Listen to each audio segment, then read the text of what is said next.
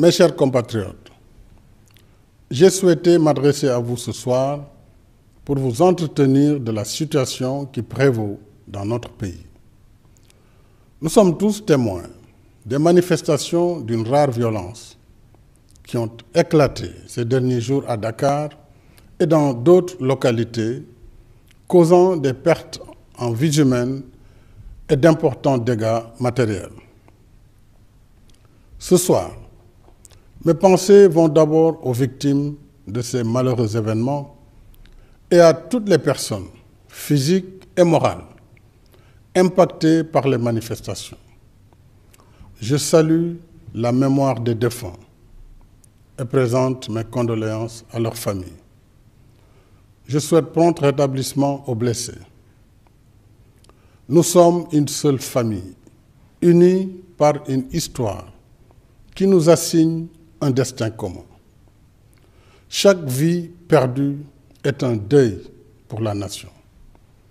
C'est pourquoi l'État viendra en aide aux familles endeuillées et facilitera l'accès aux soins des blessés.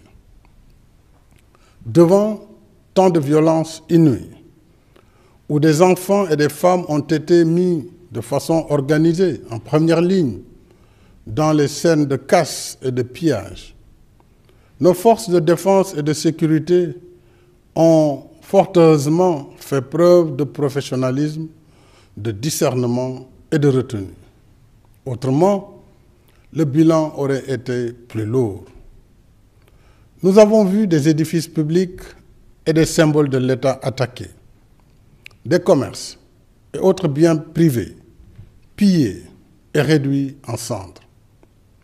Ce sont des années d'investissement et de dur labeur qui ont été anéantis. Rien, ni aucune cause ne saurait justifier ces actes regrettables. Chacun avec ses choix et ses opinions, dans le respect des autres, nous pouvons et devons régler nos divergences autrement que par la violence destructrice. Parce que, quels que soient nos choix politiques et nos ambitions, nous sommes une seule famille et nul d'entre nous ne peut avoir un destin séparé de celui de la nation sénégalaise.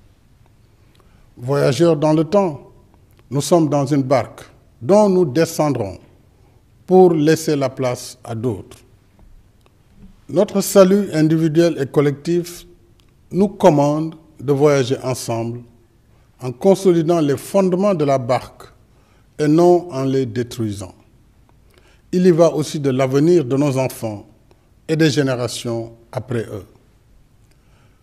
Rien ne m'importe plus que la préservation de ce qui forme l'âme de la nation sénégalaise, son cœur battant, sa source de vie et d'épanouissement, c'est-à-dire l'attachement aux valeurs du vivre ensemble dans la paix, la sécurité, la liberté, la démocratie, la tolérance et le respect de nos diversités. C'est pourquoi j'invite au calme et à la sérénité. Tous ensemble, taisons nos rancœurs et évitons la logique de l'affrontement qui mène au pire. Dans cet esprit, j'ai reçu pendant ces 2 derniers jours les envoyés des khalifes généraux, des autorités coutumières, ainsi que des personnes de bonne volonté, membres de la classe politique, y compris de l'opposition, de la société civile, des syndicats et du patronat. J'ai également échangé avec des membres du clergé catholique. J'ai écouté et entendu leurs messages. Je leur exprime toute ma gratitude et les remercie pour les sages conseils, ainsi que leurs suggestions et recommandations constructives. Toute cette synergie positive montre que dans des moments de doute, d'inquiétude et de turbulence, nos régulateurs sociaux fonctionnent et les ressorts de notre nation restent solides. Sur l'aspect judiciaire de cette crise, laissons la justice suivre son cours en toute indépendance. En ce qui me concerne, je ferai usage de tous les pouvoirs que me confère ma charge pour consolider le retour au calme et à la sérénité dans l'intérêt supérieur de la nation, la sécurité des personnes et des biens, la défense de la République et la préservation de nos institutions démocratiques. Sur le dialogue et la concertation, ma main reste tendue et mes portes ouvertes. Du reste, dès après mon élection, allant au-delà du fait majoritaire, j'ai lancé le dialogue national pour conforter les bases de notre démocratie et de notre système politique. Ce dialogue est fécond.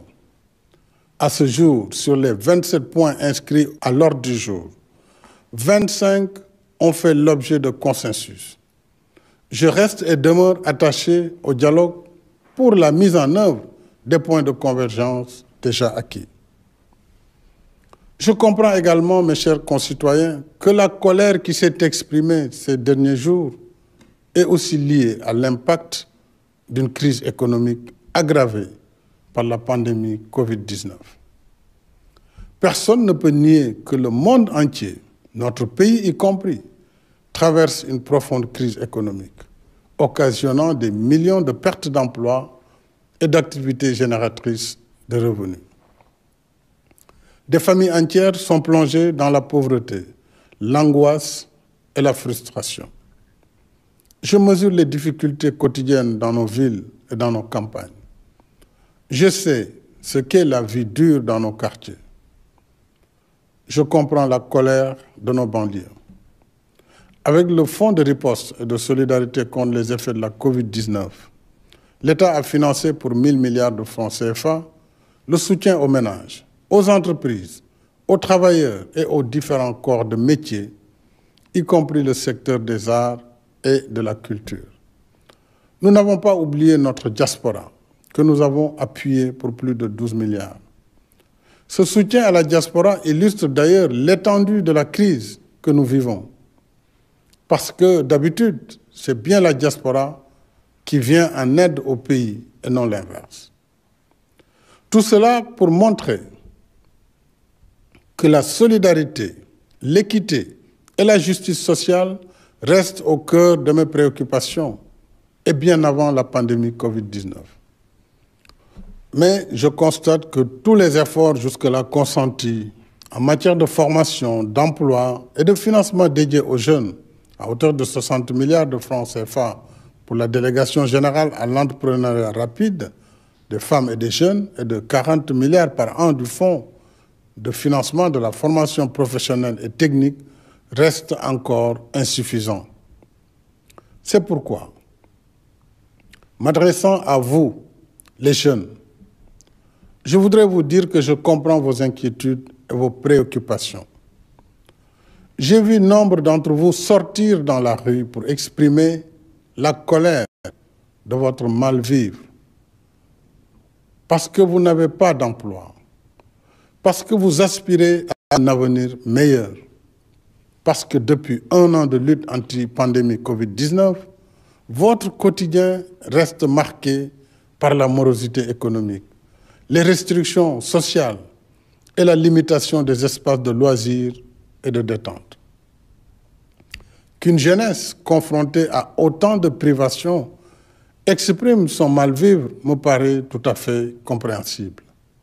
En même temps, évitons de participer à tout ce qui nous retarde dans la quête d'un avenir meilleur. Quand on saccage un commerce, quand on s'attaque aux biens d'autrui, on ne crée pas de l'emploi, on en détruit.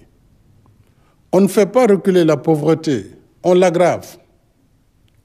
J'engagerai dans les meilleurs délais une réorientation des allocations budgétaires pour améliorer de façon substantielle et urgente les réponses aux besoins des jeunes en termes de formation, d'emploi, de financement de projets et de soutien à l'entrepreneuriat et au secteur informel.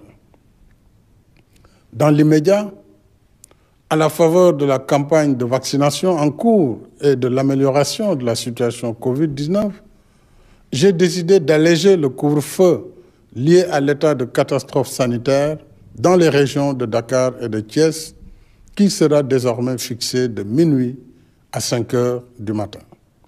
Cette mesure contribuera à élargir le champ des activités productives et aider au retour progressif à une vie normale dans ces deux régions qui concentrent l'essentiel des activités économiques du pays. Pour autant, continuons à respecter les recommandations sanitaires que requiert la situation. Mes chers compatriotes, l'histoire et l'actualité de tous les jours nous enseignent que c'est dans l'épreuve qu'une nation fait son test de grandeur. Et la grandeur d'âme d'une nation se mesure surtout par les valeurs et la force de caractère qui sous-tendent son existence. Ce sont ces valeurs et cette force de caractère qui cimentent toutes les composantes de la nation sénégalaise pour en faire un bloc solide et sans fissure qui nous aide à traverser les épreuves en recourant à nos propres dynamiques de régulation. Ce faisant, nous réaffirmons ensemble que la nation sénégalaise n'est pas un assemblage hétéroclite de composantes socio-culturelles sans lien les unes avec les autres.